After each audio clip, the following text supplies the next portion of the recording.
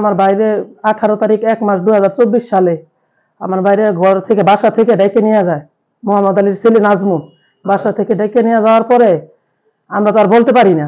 ডেকে নিয়ে যাওয়ার পরে সকালবেলা আমরা ভোর 7টা বাজে আমাদের এক ভাড়াটিয়া বলতেছে যে আপনার বাইরে খাম্বার সাথে বাইন্দা রাখছে, পুলিশ আসতে নিতে আপনারা যান তাড়াতাড়ি।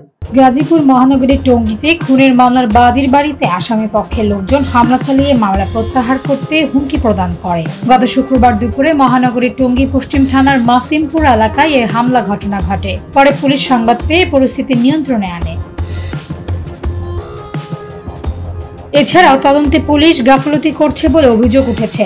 মামলার তদন্তে পুলিশের ভূমিকা নিয়ে অনাস্থা প্রকাশ করে তদন্তের দায়িত্ব সিআইডি বা পিবিআইতে স্থানান্তরের জন্য পুলিশের আইজিপি বরাবর আবেদন করেছেন নিহতের স্বজনরা।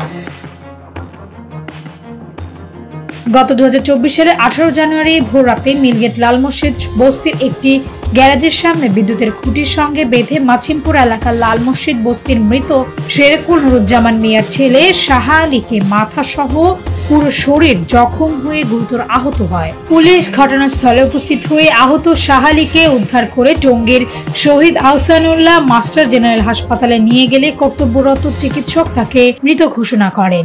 এই ঘটনায় নিহতের বোন মোসাম্মদ হালিমা বাদী হয়ে টঙ্গী পশ্চিম থানায় মামলা দায়ের করেন।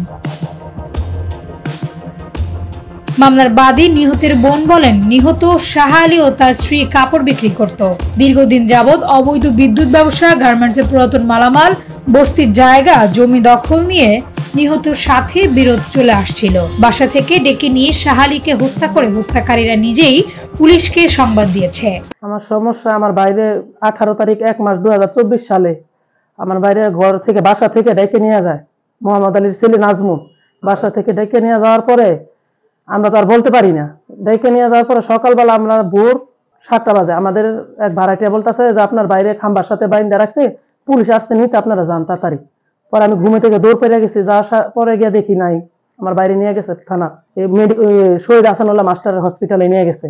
তখন আমি দৌড় পেরে গেছি হসপিটালে, যাওয়ার পরে দেখি আমার ভাই মারা গেছে। কর্তব্যরত চিকিৎসক বলছে মারা গেছে সকাল 8টা। তখন আমি আমার বাইরে উপায় গুরুতর অনেক আহত করে আমার বাইরে মারছে, নির্মম ভাবে হত্যা করছে আমার বাইরে। মারার পরে আমি পশ্চিম থানায় গিয়ে একটা মামলা করি। আমার ভাইয়ের নাম শাহ আলী, ভিকটিম শাহ আলী। হ্যাঁ, আমি মামলা করি। মামলা করার পরের দিনে এলাকার লোকজন মিলে 4 জন আসামি ধরে। 4 জন আসামি ধরার পরে পুলিশের আমরা ফোন দিই, পুলিশে এসে ওদের লয়ে যায়, থানায় নিয়ে যায়। নিয়ে যাওয়ার পর মামলা আই হইলো এসআই ফরিদ। এরপরে দিনে এসআই ফরিদ আমার আসিয়া বলে, আপা এই 2 লাখ টাকা লাগবো, 2 লাখ টাকা দেন, আমি মামলাটা 164 করে দেবো। তখন আমি বলতেছি যে আমি টাকা পাবো কই? আমি বললাম আমার ভাই আমি হারাই লইছি, আমি টাকা পাবো কই? আপনি আমার 2 লাখ টাকা চান, আমার ভাই মেরে লইছি, আপনার টাকা চান। এটা বলছি। বলার পর পরের দিন শুনছি, পরে খবর লয়ে দিয়ে 164 করে নেই। তাহলে কি বুঝতে পারছি? হ্যাঁ, রিমান্ডে আনছিল। রিমান্ডে আনছে, তারা রিমান্ডে কোনো জিজ্ঞাসাবাদ করে নাই, তারা আপ্যায়ন করছে রিমান্ডে আসামি আইন না। আমি থানায় গেছি।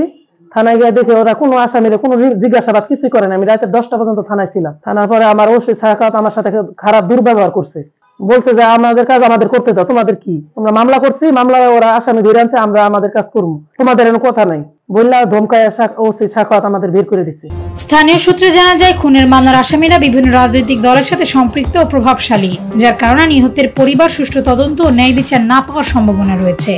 এই বিষয়ে মামলার তদন্তকারীরা কর্মকর্তা এসআই শরীফ জানান, হত্যা মামলার বাদী আসামিদের বিরুদ্ধে থানায় সাধারণ ডায়েরি করেছেন। এ বিষয়ে আইনগত ব্যবস্থা প্রক্রিয়াধীন। এই বিষয়ে জানতে গাজীপুর মেট্রোপলিটন পুলিশের টঙ্গী জোনের সহকারী পুলিশ কমিশনার মেহেদী হাসান দীপুর কাছে যোগাযোগ করলে উনি জানান, নাম্বার 15/24 ডিসিস্ট হলো শাহ আলী।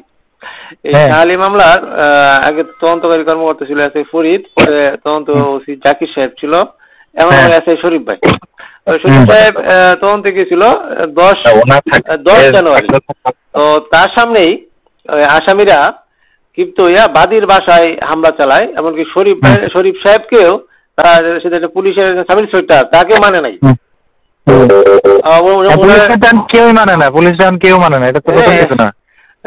এখন এই বিষয়ে তারা জিডি করছিল।